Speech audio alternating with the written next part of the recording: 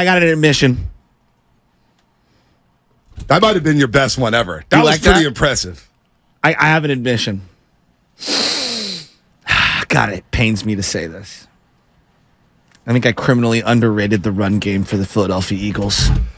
DeAndre Swift, is it Detroit didn't use him properly? I thought he was a screen game guy. He looks phenomenal. They gave up a swap of picks and then basically a 2025 mid-round pick for him.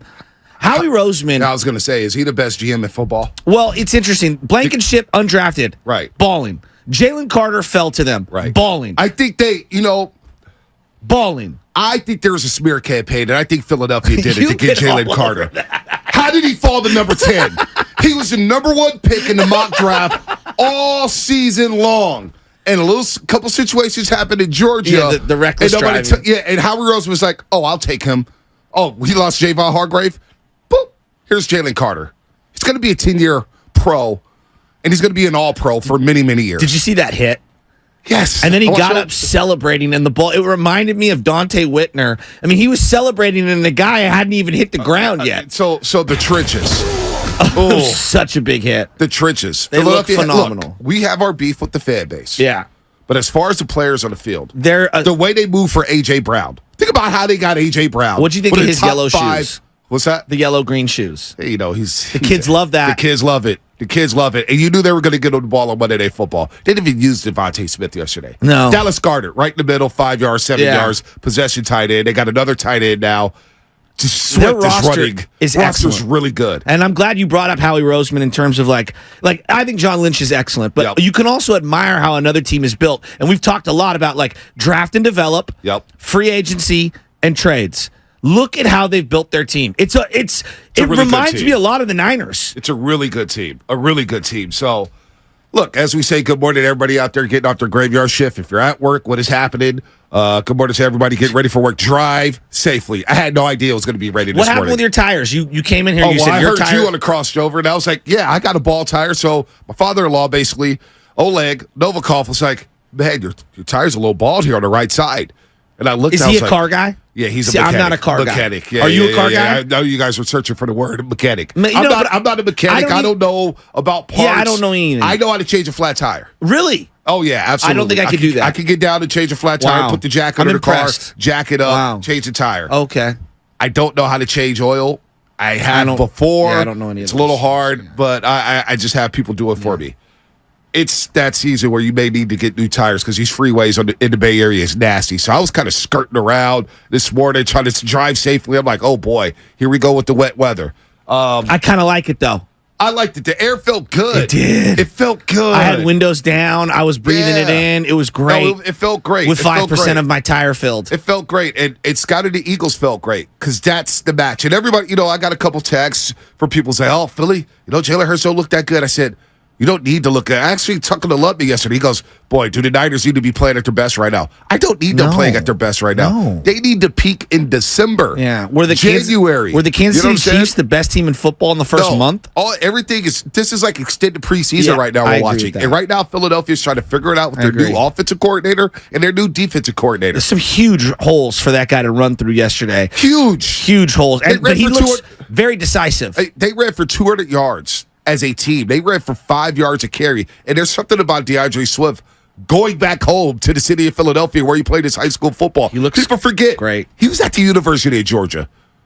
Georgia's just a recruit backs, They recruit the top of the top. So Swift, I never got that, oh, man, the Lions, he ain't that good. We were discussing this just last week. I was telling you. You're like, I don't know about Swift. Swift's a problem. Well, because in Detroit, and look, it's Detroit, so they used a lot of people. Before Dan Campbell, they've used a lot of people wrong, but they used him as just basically a screen guy. Right. He was a scat back. Yeah. And I'm saying, okay, they need a running back. They can't find a running back to save their life since Barry Sanders, and they're not even utilizing this guy. And then they draft a running back in Gibbs, who everybody likes. I don't know. It just, to me, I viewed him through how Detroit was using him, which was through a scat back's prism. See, I was wrong. Yeah, I thought so were they. Yeah, I thought there was some talent there. With a team like Philadelphia, this is the thing. This is like basketball, right?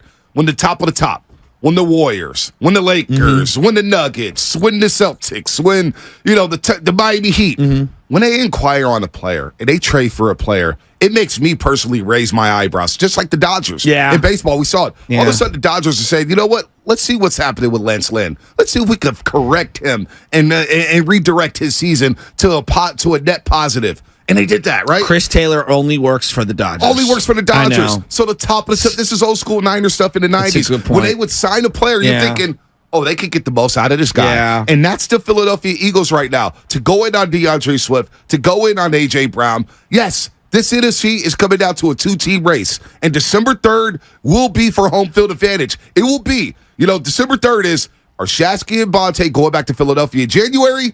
Or that game be out here at Levi Stadium? 100%. That's what it's coming down to. I know it's 100%. And I'm watching Jalen Hurts, and I'm saying to myself, he does hold on to the ball a very long time. It's almost undeniable. Like he different from Brock in that Brock is trying to get rid of it quickly and make decisive, movements. Although he can hold on to the ball, Jalen is just holding it, and he can because he has a great offensive line. They are creating unbelievable pockets, and his ability to kind of move within that pocket. That layered throw to that wide receiver none of us has ever heard of. Yeah. That was a dime. Jalen Hurts is a problem. So he's got Zacchaeus, 2 catches, 58 yards.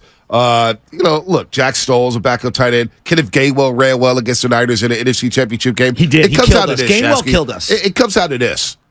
Who's going to control the trenches? Yes, I agree. In that football game, that I agree with. Can the Niners block that Eagles front? Because that's what ultimately did them in the NFC title game.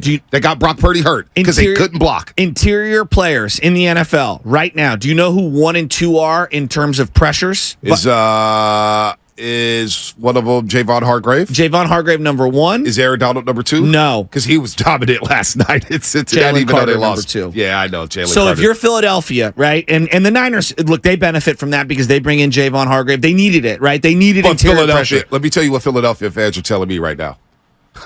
Y'all had to pay $40 million for Hargrave. We just drafted Jalen Carter, and now they have him under a rookie contract. Exactly. And look, it's great business from Howie Roseman. You have to respect it.